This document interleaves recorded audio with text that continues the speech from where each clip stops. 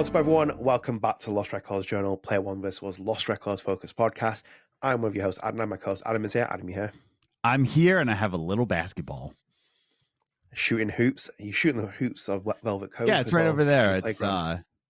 hanging on the door there. Yeah. Early bet. Do we see a basketball in Lost Records Bloom and Rage? It's the 90s. It has to be a basketball. Like, it's 90s Michigan. There has to be a basketball somewhere. There has to be somewhere playing basketball. Come on. I mean, I know we're not talking about like Lansing. Like, are we in Lansing? No, we're not even close to Lansing. Now, here's the thing. What part of Michigan are we in Lost Records? Are we in North Michigan, West Michigan? Like, that's the thing. It's like, where are we in Michigan? So if we're in Lansing, heck yeah, we're going to be seeing basketball. I wonder if you'll see a basketball. I know it's the 90s, but I do wonder. Yeah. We're not in Chicago, for example. It's not that we're in like Bulls season or anything, but it is Michigan, so it's like yeah. But they were near Bulls rivals Detroit Pistons, so there we go. Let's see if they keep on top of their history. But yeah, we're back for our last episode of the year. We're recording the 28th of December. Obviously, you'll hopefully get this on the Monday, because I want to try and get it out before New Year's Eve, because I imagine you've got better things to do than listen to Lost Records Journal on New Year's Eve. But yeah, before we start, if anything, if you are new here, please do share the video, subscribe, turn on notifications, like the video, do all that YouTube stuff. It helps support the channel, helps keep up to date with all our content. And Lost Records Journal available on all podcast services. So we're available on Spotify with the video version. We're available on Apple Podcasts. We're available on everything. We've got 12 ratings on Spotify at 4.9 stars. So thank you so much for that. Someone's downvoted us there.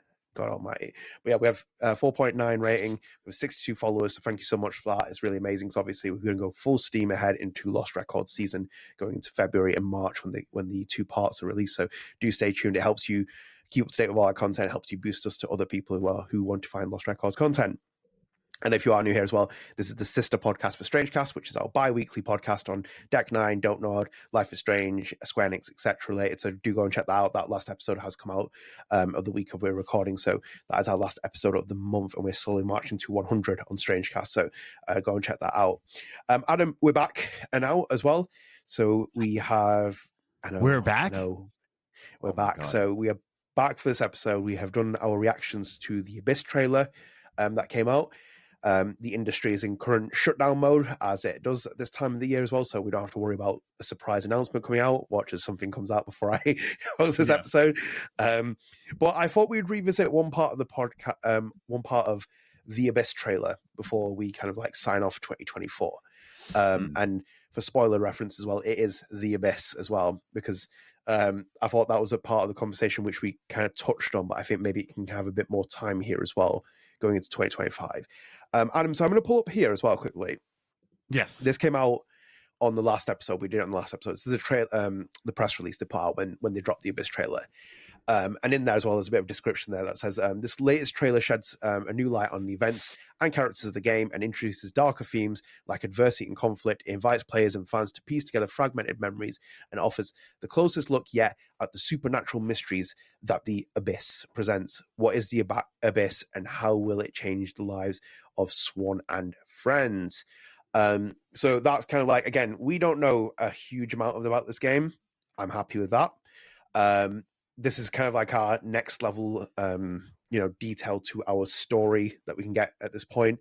I'm just curious have you ever any thoughts about the Abyss or any kind of ideas you have in mind for it?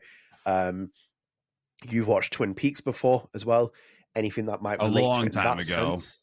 Here's the other thing, man. I saw the complete edition of Twin Peaks at Barnes and Noble's the other day. I didn't pick it up. I'm so mad at myself. Barnes and Noble, not Nobles. Is it? I don't know. Noble. It's Barnes and Noble. Yeah, I'm stupid.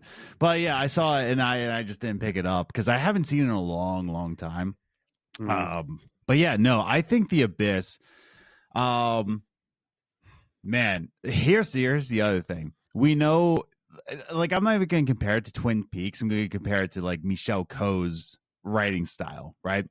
And his writing style, I think it's more like in the know. I don't think it's going to be a dream sequence. I don't think there's going to be something that's like what's the twist? Like, oh, the Abyss was like all in our thoughts, all in our heads, it was just all a little dream.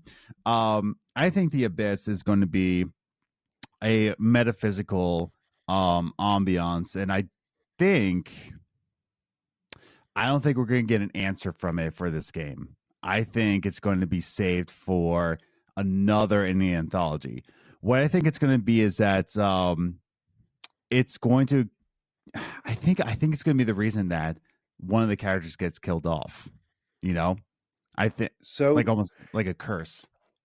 Just to check on this. So, do you think the Abyss is going to be the theme within the franchise? That it's going to be something that appears within every game, and then you're convinced that not all the characters make it at the end of the game, right? Yeah, I think it is going to be a central point. It might not be like the Abyss, but whatever is in the Abyss. I don't think there's going to be like a hole in every single game, because I feel like that's going to be boring. Like, oh, here's another hole in the ground. It's like, oh, but it's another anthology. Oh, here's another hole in the ground. Yeah, but I think what will be in it will be the central point in all of the anthology, because how will it be an anthology if there's no central connection with all of them? Like, I feel like Michel Coe's worlds always connect, like especially Life is Strange 1 and Life is Strange 2. Or even look at Captain Spirit in Life is Strange 2. Everything kind of connected seamlessly. Even in Captain Spirit, he likes to connect his worlds, because on the bookshelf of Captain Spirit, we saw a Jefferson book on the bookshelf of his house. So Michel Coe does like to connect things, and I think there's going to be not an answer within this game, but I think we will see a central point in this game, and I think we'll get an answer for what is in the Abyss in the second part of the anthology. So you don't think that we're going to get any definitive answer in this one? That it'll go into, or it'll just keep trickling through into the games? No, because here's my reason why I think that. There's already plans for this game. There's already plans for this game to be an anthology, right? And with that in mind, let's take a big example, right? One of the greatest trilogies to ever become a video game, right? The Mass Effect trilogy, okay? One of the best trilogies of all gaming time, okay? That game was always designed to be a trilogy from the very get-go. Casey Hudson? No, Casey Hudson wasn't the lead developer, was he? I think he was. Casey? I might be stupid. I could be stupid. But more like it, Drew Karpyshyn, who was one of the writers, and Casey Hudson was on the team. They always had this in mind, that Mass Effect will always be a trilogy, and that's why it's a great trilogy. Whether or not you like the ending of Mass Effect 3, that's not the case I'm trying to make, right? I'm not trying to say which one was your favorite color, okay? But what I am trying to say is that, are you looking up if Casey Hudson was the lead director? Yes, in all three of them. Casey Hudson, Drew Karpyshyn, and who was the third one? I know Casey Hudson directed all three of them. Casey. Okay. I thought you meant there was 3 directors. So no, sorry, no, it's Casey Hudson that directed all three Casey, of the. And I believe Drew also wrote all 3. I'm pretty sure. I'm just double checking that for you now. Yes. No. Yeah. Yes, I think so. Yeah, Drew Karpyshyn, which one of the greatest writers. In fact, on my bookshelf there, you can't really see it on this camera. It's the Rule of Two trilogy. So Drew wrote 1, co-wrote 2, and then Mac Walters wrote 3. Oh, okay. Yeah, I thought he wrote all 3. It was co-written by. 2 was written by Drew Karpyshyn. Yes. Karpyshyn. Yeah, Drew Karpyshyn. Yeah. One of the greatest writers in video game history as well, along with Gary Whitta, of course. But what the point I'm trying to make here is that, like, when things are designed to be a trilogy, when things are designed to be an anthology, right? There's lead up to that, and there's plans to like go beyond that. So if there's a plan to have more games in this universe, you're not going to get the answer right now, because if you got the answer right now and then you get to the second game and there's an abyss, You know, like okay, we already know what it is. You know, but yeah, I don't think we're going to get an answer. I think we might get an answer in the second part of the anthology, maybe, but I think it's going to be we're going to be setting up the anthology with this one. Mm-hmm. You know, we're going to be setting up the Lost Records anthology with this. And I think the Lost Record, right, is the lost record of what this abyss is. So FBI is going to get involved, and there's going to be Twin Peaks involved with like murder mystery and FBI, X-Files. You know, there's going to be the records of what this abyss is, and that's what the Lost Records will be. I like that idea. Yeah. That's the idea. You know, you're right, because I wouldn't want them to tell us what the abyss is. I would like it in the same way as like Life is Strange's powers have been related, where it's like you never really get a full explanation of why they have powers. You know, touch wood. We don't go down that route where we tell them how the powers came. Knock on wood, not touch wood. Well, I feel like I've been hit. Touch grass, knock on wood. Well, right, okay, yeah. Touch grass. Hopefully, that they don't actually go and tell us what the powers are. But I think with Lost Records, I hope that they don't tell us what the abyss is. I'm kind of keen on keeping it a mystique, and I kind of agree with you. I hope that it kind of like goes into like folklore. So even if they go into like future games as well, it's like the abyss goes into like almost like doing like a Jumanji-esque kind of like scenario where people know of its name or something about it, but they might not have interacted with it. Maybe the Lost Records do kind of keep the journals, they keep the kind of like documents on what it actually is, having based on this experience, i.e., for example, like Swan recording stuff on her camera. It's kind of documenting things, isn't it? In itself as well, the Abyss kind of gives me an idea of Lost TV show, which when you were talking about as well, like you build up to like, the culmination of 6 seasons of like what the island is, like why does it have this power, why does it act the way that it does, and it's like a slow build up. It's like there's a reason why they're on this island, what the island inhabits, and I think that obviously it seems like the Abyss so far is going to awaken something. What that is, I don't really know if it maybe affects people's personalities or not. Who knows? I don't know if it's going to take everything from Twin Peaks. I think people, my opinion at this point at least as well, I went back and read some of the interviews with Michelle and Luke and Kathy as well. And when they were talking as well, they very specifically state in the interviews, it's like nothing is a direct influence on this game. They're like certain things influence it. So it's like Twin Peaks obviously is an influence, and something from Stanley Kubrick. So Stephen King is an influence. So it's like stuff like it, and other things that have come about as well. They're all kind of like influences on this project. So I don't think it's going to be a complete direct reference from something from Twin Peaks, personally speaking, without even watching it. But I think they want to create the Abyss as their own thing, and then hopefully, as you said, embed it within like an anthology of like where the series goes from here. And it hopefully is like, the nucleus of the franchise where it powers everything. So it kind of gives stories out. So it's like it's the main hub, the main anomaly that stays within the Lost Records franchise, and then all these other games spawn out of it from it, and then other characters kind of interact with it. Obviously, I agree with you as well. I hope it doesn't just stay in a hole, but in itself as well. Maybe that's what the Ravens are for as well, because maybe that does transfer of that as a bit of a symbolism kind of thing, where it's like it can move into other things. Just out of curiosity as well, like one of the things I feel like people are overlooking, in my opinion at least, is I think people are overlooking the influence of Oxenfree at the moment. And every time I see the Abyss, every time I see anything the supernatural, I can't stop thinking of the Sunken. Yeah. And I feel like this is going to be a main kind of like angle within this game. Like I think that whatever the Abyss causes, it's going to be like within direct kind of like a bit of juxtaposition to what is happening in Oxenfree. Would you feel like the same way, that like it could be something like the Sunken where they speak to them? Ranting point at this point. I hope there's an Oxenfree 2, and I hope we get more answers for the Sunken. I feel like we didn't like talk enough. Get an 2 free. Yeah, I know we are. Like especially with Netflix funding, they're getting Oxenfree 3. No, sorry, you said 2.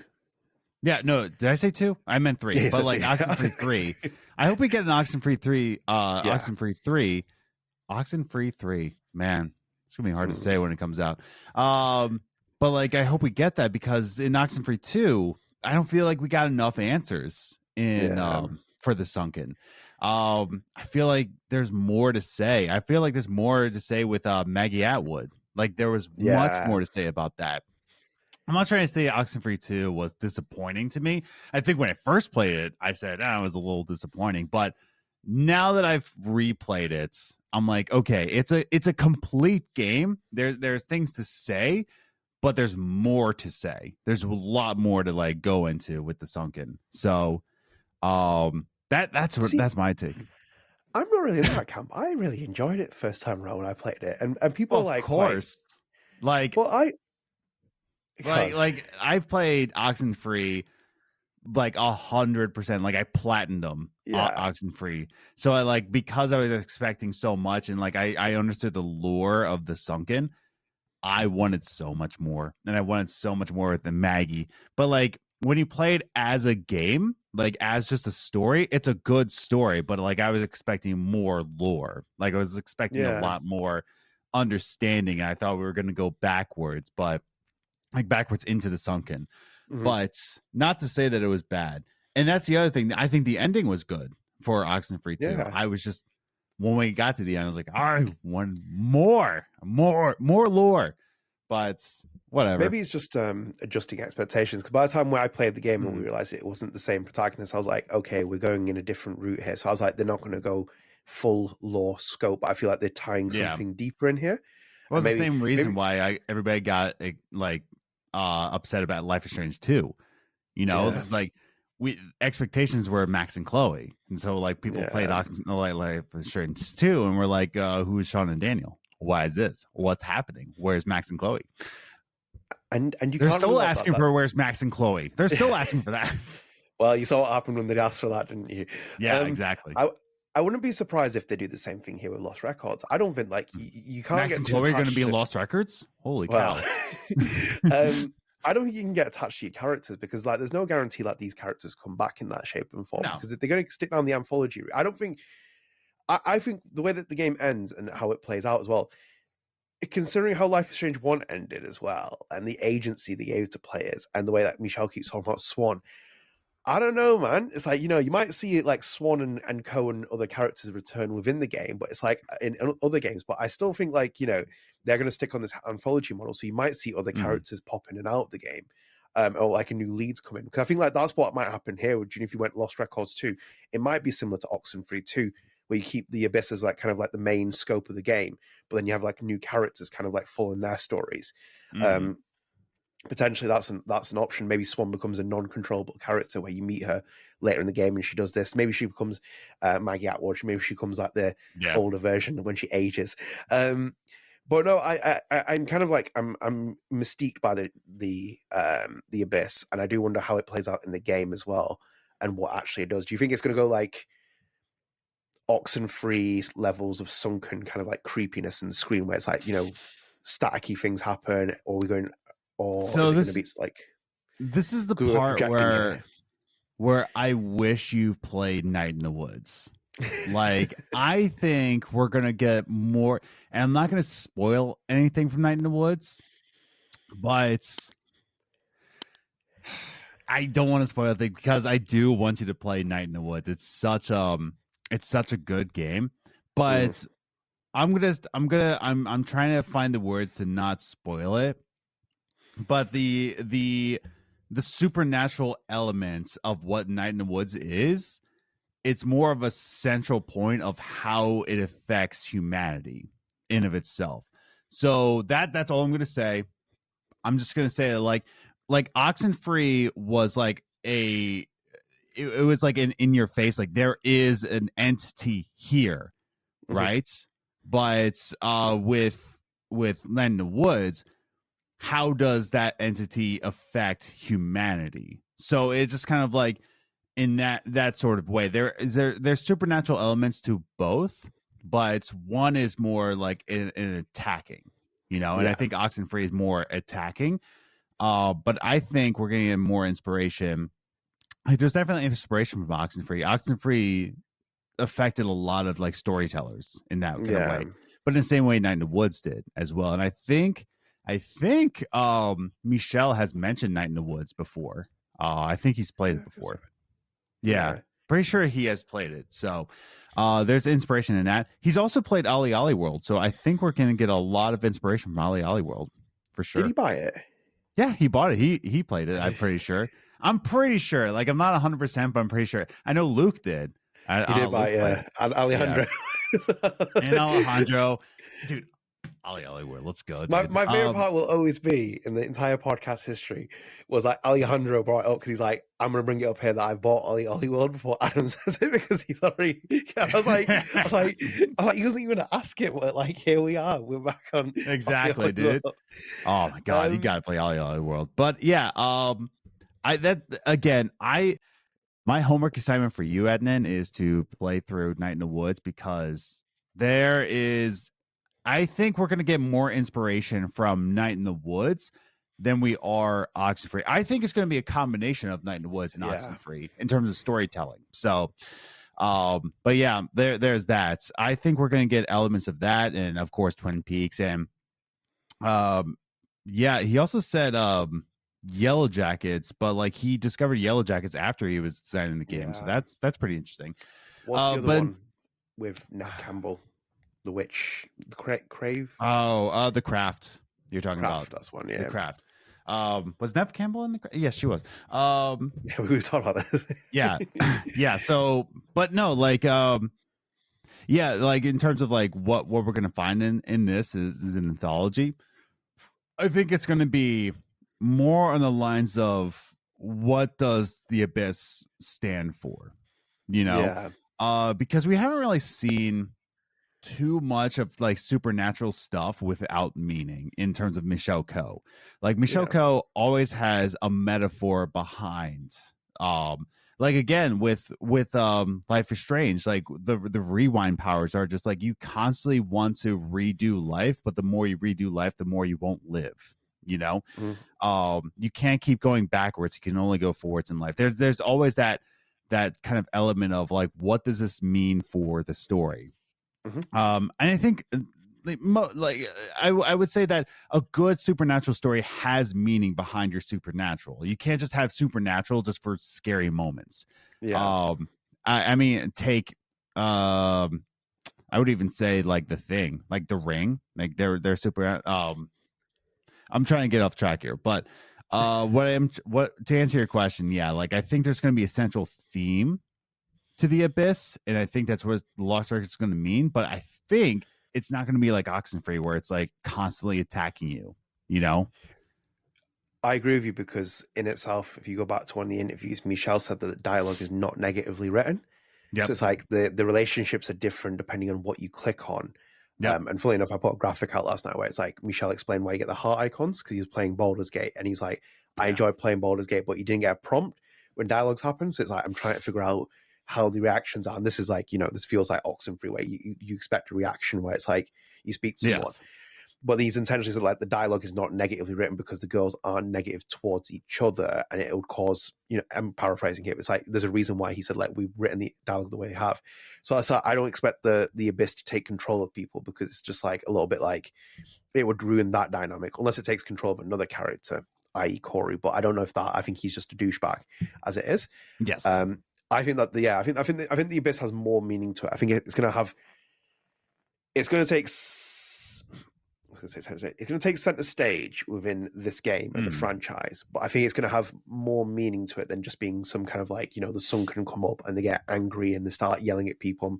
I'm very demeaning at Oxenfree. I'm just like being very, very like, like condensing something, but I'm like saying that the sun can take more of an control of characters. They like, they will move the story along in different ways. I think that considering the MO of Michelle and Jean-Luc and the other people that are working this team, I think the I think the Abyss will drive the narrative forward. So it's a background thing, and it'll never take the kind of like take control characters. It won't dictate the outcomes of it. I think the mystery will be to explore what the Abyss is. And that's the other part where it's like, we need to understand what the Abyss is, because it says like, these people left, they come back after 27 years, they reunite, they weren't going to talk about what they saw. And it's like, what did you see? I feel like that's the big thing where it feels like it feels very X-Filey, where it's like something's happened supernatural, and we get that, and it's not like an alien popping out of the hole or something. It feels like there's more to it. So, no, I'm interested to see where they go with this as well. Again, I don't think we'll get full details like going to release. I'd be very surprised. I think we're going to keep like a low profile because I think they're keeping the mystique there. But I am interested by it. I'm very interested by where we're going with this game. Just to switch gears here as well, and kind of like, because obviously we're going into 2025 and we're going to be like 2 months away from getting the first part of this game as well. I just wanted to know, what are you most excited for with this game? What are you looking forward to learning the most about this game? You know, honestly, the environment. Like, I actually cannot wait to like see the environment in this game. Just because Michel is just so good at designing worlds, like he really is. I haven't beaten Remember Me yet. Life just got a little too hectic since then. But when I'm playing Remember Me, I got like maybe a quarter way through. And he's part of the environmental artists. Like, Michel Coe knows how to make a world feel lived in, you know. Talking about Life is Strange, you want to, live in Blackwell, and even talking about Life is Strange too, he knows how to build worlds like that. That's facts, so honestly, man, I am looking forward to the world environment and just exploring like that area. Yeah, I'm looking forward to see what we see from Velvet Cove. I hope they leave Velvet Cove big enough as an environment where we can kind of like have pockets in other areas where people can have their own stories. Like Lansing, Michigan. Well, I feel like when you think about like Halloween, for example, and like that kind of town as well, like there's just kind of, when you build a mythology within it, I feel like when we go back to Haddonfield to see Michael Myers, there's always kind of thing where Haddonfield becomes iconic, and I want that to be like with Velvet Cove, where it's like there's this kind of like feeling that we want to tell the stories in here, because it feels like very charmishy, like Goonies style 80s 90s story vibe, where I think like that environment could go a long way for them in future games. Yes. I'm looking forward to seeing that. But no, a fair point with the environment. I think the environment will look gorgeous. The visuals look amazing. For me, I've been thinking about this as well.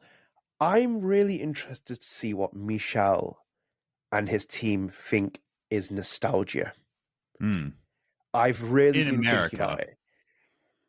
Because like that's the other thing. It's like I don't think even like you understand American 90s nostalgia, but like you only like see it in American.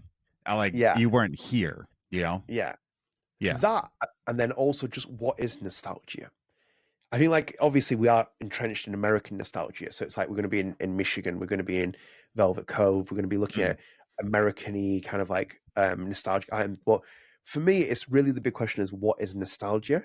Because I've been thinking about this recently, and especially with like I watched the new Happy Gilmore teaser that they put out as well, and I was like, people like this ain't the vibe, and I was like, it's true, because it's like that's like, for example, if Dodgeball came back with Dodgeball 2, and it's like actually it's 20 years too late, and nostalgia is both beautiful but also dangerous, because we get lost in nostalgia. For me, it's like what we think was great might not have been great, and I think that's the scary thing with nostalgia now. I think that's why the industry... Well, that's the whole point of Lost Records, is that like they're going back in nostalgia, and like the whole point is that you see it brighter, but it's really not. I think that's what they're going for. But my hope is that that's the systemic theme of the entire game. Like beyond, for me, that's the commentary I want to see throughout the game, where it's like I want to see them really kind of like question what nostalgia is. Is it as great as it is? Are we putting rose-tinted glasses on for times that have gone by? What, for example, young people will consider as nostalgic, because like it's tapping into our audience. But for example, young people who are like, who will be 18 now, will be born. Oh, Jesus Christ, they'll be born in the 2000s, so they never experienced what the 1990s are. So it's like I'm kind of interested to see how they sell that message to us, where it's like what we consider, especially the millennials, which will play it, etc. But then also what late Gen Z, and Gen Alpha eventually will start thinking, because I think that's the two prong you have to attack this game with, where it's like we question the nostalgia, as you said. It's like, are we looking at these really wonderful optics of the wonderful, gorgeous setting of Velvet Cove, but at the same time, there's really dark elements within it. It's like, it's not as great as you think it was. But I'm kind of hoping that that's the central theme that stays within the game, where it's like, I want to see what, more than anything else, I want to know what Michel thinks nostalgia is. Because I think like that's one of the missed questions I've seen so far in all the interviews. I feel like that should have been a question that was aimed at him, Frederica, Kathy and Luke in the interviews being like, what do you think nostalgia is? Because Yeah. that gives you a very good interpretation of it, because I've like changed my mind on it a lot. Because obviously I think we all kind of jumped off at it, and it's like when people are like, well, let's remake this game and let's like remaster this game. I'm like, I don't know, now. I'm like, I don't know if I really want to see any more remakes or reimaginings and stuff. Because it's like, are we going down a really slippery slide here to kind of like get where we're at? And I'm like, yeah, we are, because we're losing creativity, we're losing original ideas, we're holding on to the past, and sometimes it's like you're yanking really bad things from the past into the future and thinking, oh, let's bring this back, i.e. double exposure. You're bringing back things that didn't necessarily need to be brought back. You could have done it, but I feel like you've kind of like missed a step with it. And I think that's the commentary I'm really looking forward to seeing in this game, because it's like, for me, especially the 90s baby, my feelings of nostalgia have changed a lot. So I'm hoping that they kind of like, I want to see what Michel thinks nostalgia is, because he's a man who's steeped in nostalgia with different things he's worked on, but it's never defined him for me. It's like he's always just adopted things and kind of made something new from it. So I'm very keen to see where they go from here with that, and I'm like looking forward to seeing more of this game as well when we go into it. Obviously, in itself, I think the elephant in the room is that we're excited. There are a lot of people excited for it, but this game is coming out in a very tough window. It's coming the out same day as Avowed. Yeah, I'm hopeful that they do well with this game. I'm hopeful, but the more I think about this game, the more I understand why Life is Strange fans are a bit 50-50 on it, because I think that's the one thing people get like a little bit lost on as well, where it's like some people play Life is Strange games, whether it's Deck 9 or Don't Nod. And there's a very much one of the interviews we talked about before where Luke was like, people love Life is Strange, but they might not know the studio behind it, which is the case as well, because there are people who will probably have you'd be surprised. Like when you're like rooting and stemmed into something, people are like, oh, excited. And I know Michelle and I know Luke and I know Don't Know Deck 9, but some people just don't know that. They're just not that interested in it. So they just play the games for the sake of it.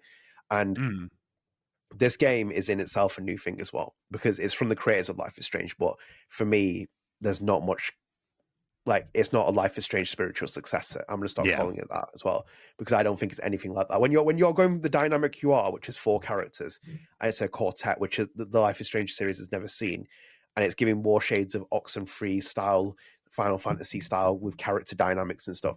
It's not a Life is Strange spiritual successor, because there's no power elements to it so far. I don't think we're going to see like a power introduction or something that changes in the second chapter.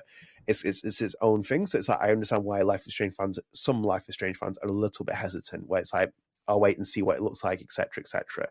But it's a big expectation, because you said it's coming out on Avowed. Assassin's Creed comes out in February. I think, if anything, their hope and bet is that the episode that comes out in March is enough intrigue for people to buy the game when they didn't buy it at launch. Because they're missing that Life is Strange 1 thing when the momentum started, where it's like episode 1 comes out in January, episode 2 comes out in episode 3 comes out later the year. You had more time to build it up, and eventually there were enough people who picked it up, the streamers, people who came in at different episode points, because like, oh, actually, this does look interesting. I might actually play it myself now. And it actually helped ride that wave. But now we only have 1 month, and it's 2024 as well.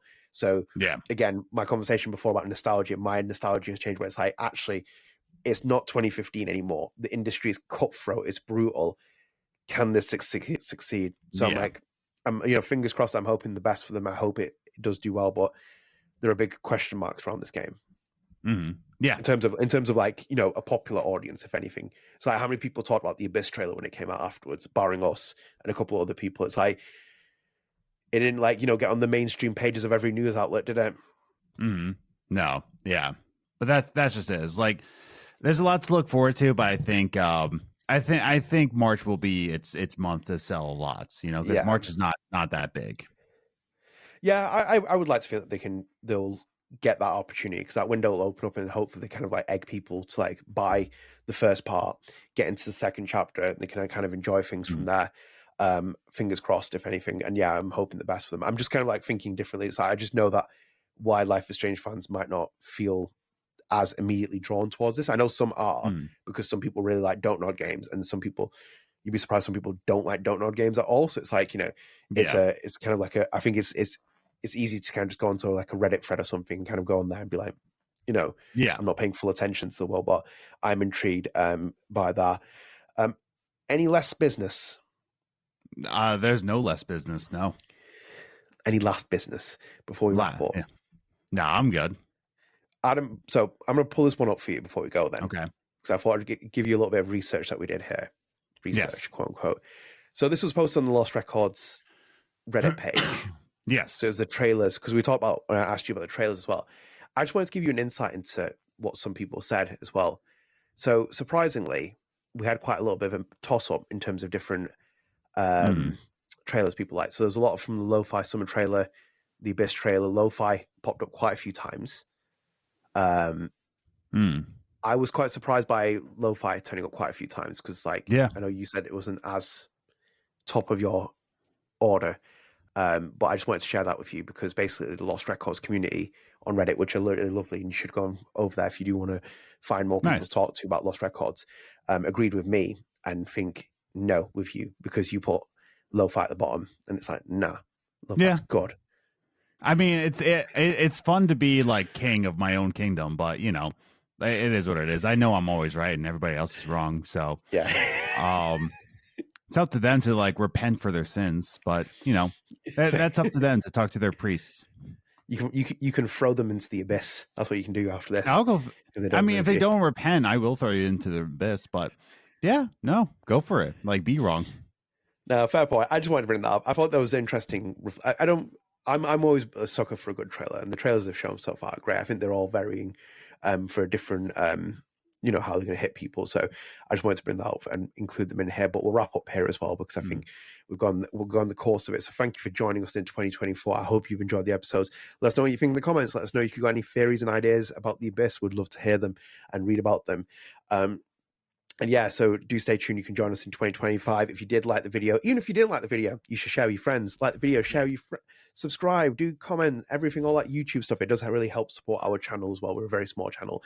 And also as well, the Lost Record Journal available on all podcast services. So available on Spotify with the video version, available on Apple Podcasts. We are available on all those platforms. So go and rate us, go and download us. You get access to your episodes as soon as they become available. And obviously you should as well, because 2025 will be big for this podcast because we've got a lot of things to talk about. We'll get a lot more ammunition about this game to chat about. So yeah, one last time, thank you for joining us. Really appreciated having you here. It was really great to launch this podcast in 2024. And as I said, there's a lot more to come from here as well. Hopefully things play out the way that we think they will. Sometimes our takes age like milk. Hopefully some do age with wine. But yeah, take care guys. We'll see you later into 2025. Bye.